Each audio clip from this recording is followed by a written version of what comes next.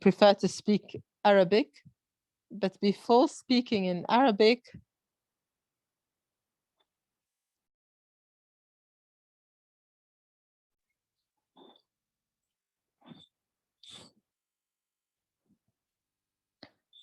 my intervention will be different from that, the context of Mr. Shedby's contribution, because he represents a political opposition front, and I am a lawyer, an independent human rights activist.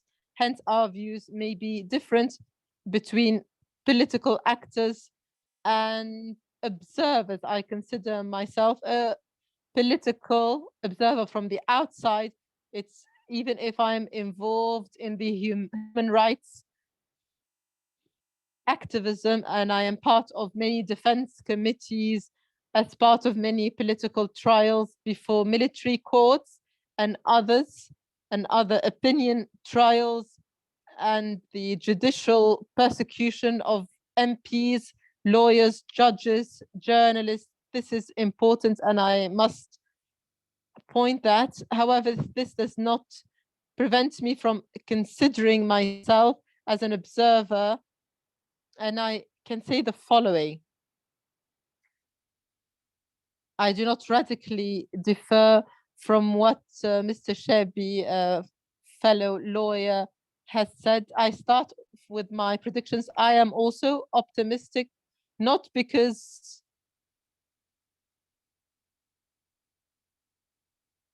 not as a superficial, but an objective conviction of studying other coups around the world, even if they last for years or decades. Today, political events are accelerated, and coups may only last years or months, particularly since it is clear for anyone who is living inside these coup regimes can simply and easily note that matters are very bad, and the way of managing the coup system is a failure. Perhaps if it had made use of the economic and political situation and made some achievements and used well the difficult economic situation in Tunisia and all the red indicators in Tunisia, unfortunately, I must say, fortunately for Democrats and unfortunately for Tunisian citizens in all cases, because they have been moving from bad to worse, we see that all indicators are going down and red, complete failure to the extent that we say that all the coup authorities, the presidency, the government, with all its members, they bring one matter, as simple as it may be, and prove to us that you have been able to solve it. They are incapable of doing that. This makes the conditions, the circumstances Tunisians are living in to be very negative, but this means that it is difficult politically for this coup to last very long, because the same stick he has used, which is the difficulties Tunisians were living through, he exploited that to implement his coup against the democratic transition, because I see the democratic transition because I cannot claim that we were living in a full democracy. That is impossible. All the revolutions of the world lead to democratic transitions during which we tried as much as possible, at least formally, to hold elections where there are the main legal standards and conditions for Tunisians to express their opinions and particularly during those years, there was a serious attempt to establish democratic institutions that would later exercise that democracy. Unfortunately, because those institutions of establishing democracy in parallel, there was no kind of economic development or positive economic growth that Tunisians could feel. On the other hand, after this coup, it has become very clear that the shortcomings were in the political forces and civil society, with all its trends, failed to make Tunisians aware of the importance of democracy, for them to comprehend the meaning of that democracy.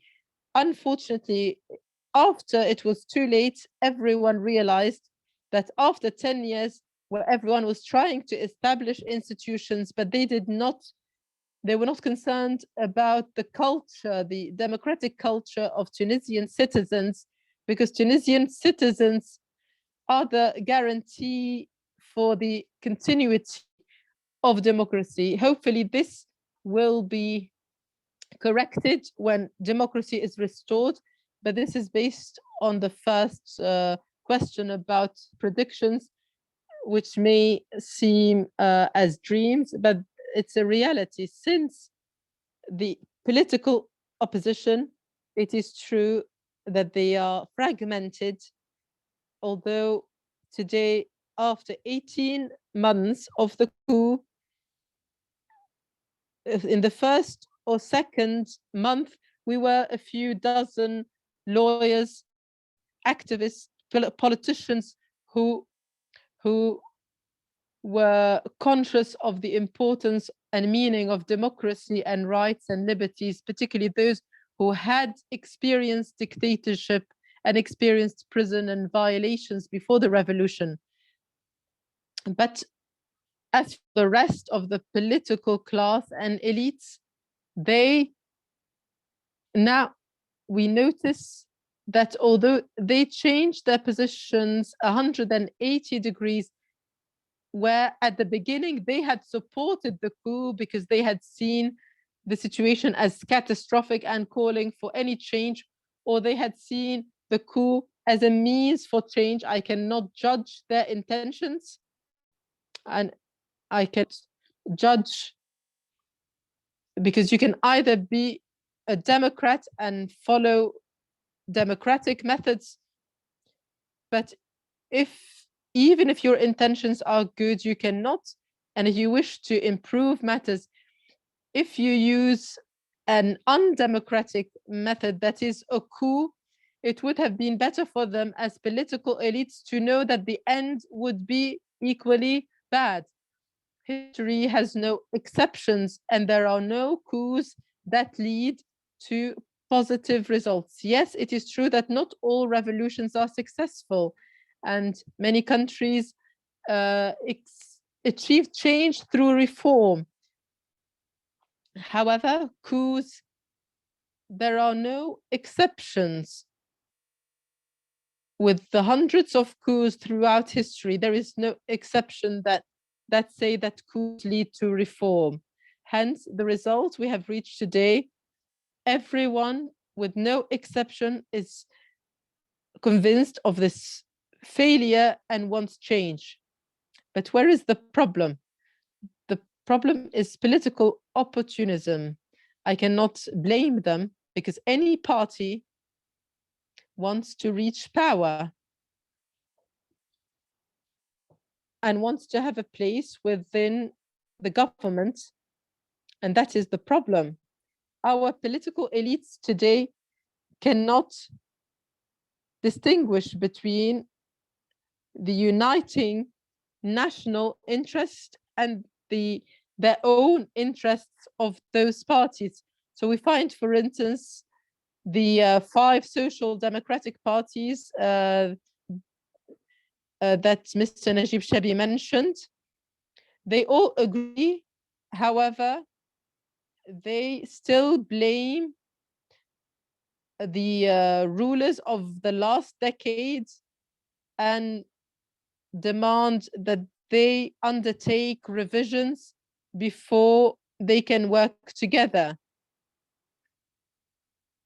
So this is how things are. Parties find themselves in this problem.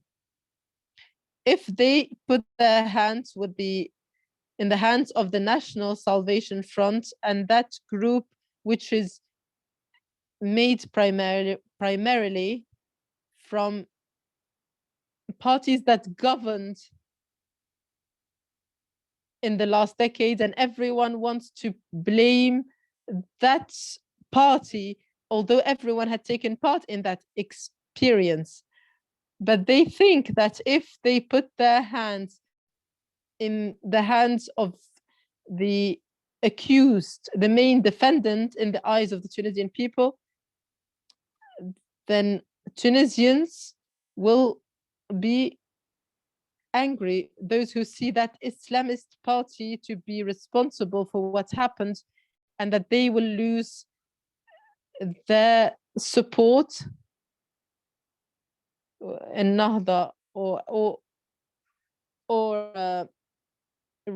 allied parties. This is all political considerations because everyone is thinking about maintaining their social support. So their thinking is still based on political interests, as if we are still in the stage of sharing the spoils. The truth is that we are not at that stage. We are not.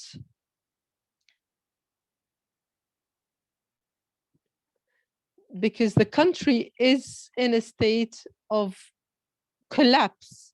So they should leave all those considerations related to elections and votes and government, and to move beyond that, to think at another level, a higher level, where the national interest is above everything, so that everyone can sit at the same table and to agree on a transitional plan simply for coming out of this coup, and later they can agree on a common project, which takes me to the second point regarding the predictions and expectations from the international community. Briefly, please. Regarding civil society, for me, there are no expectations, there are no specific.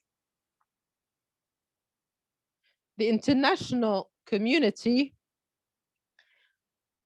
since the coup, I have taken part in dozens of seminars, and we have talked to various parties from different regions and trends from different countries.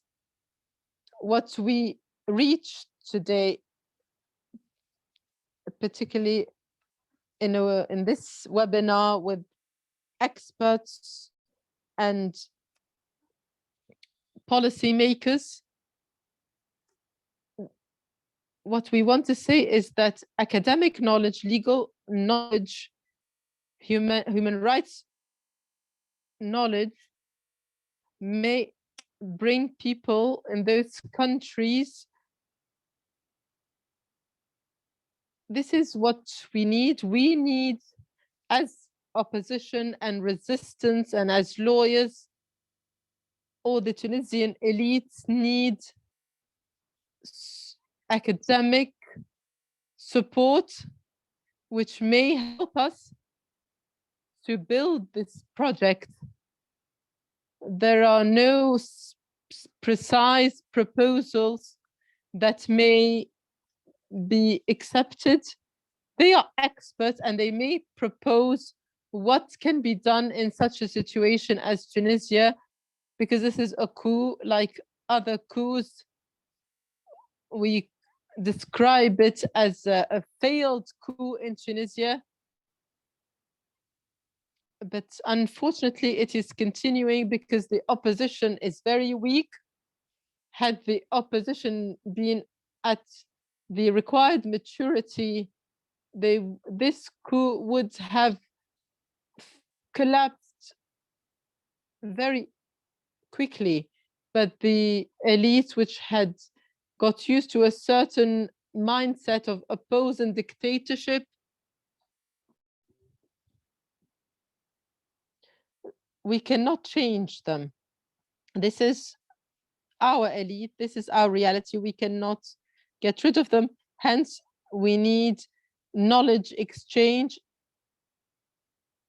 And now, finally, in 30 seconds, regarding the new law, it is not possible to say about the IMF deal. We cannot ask for transparency or social growth. This is only $1.9 billion. This is a very small amount which will contribute to running the day-to-day running of the state, so it does not reach bankruptcy. But it's not a matter of oversight or monitoring. But another point on this specifically Tunisian coup, which is similar, which is different from coups in Africa or Latin America, where there is a military coup or group or a corrupt group. This is a different coup. This coup is unable, has no vision, no ability to achieve anything. It's not a problem of transparency or corruption.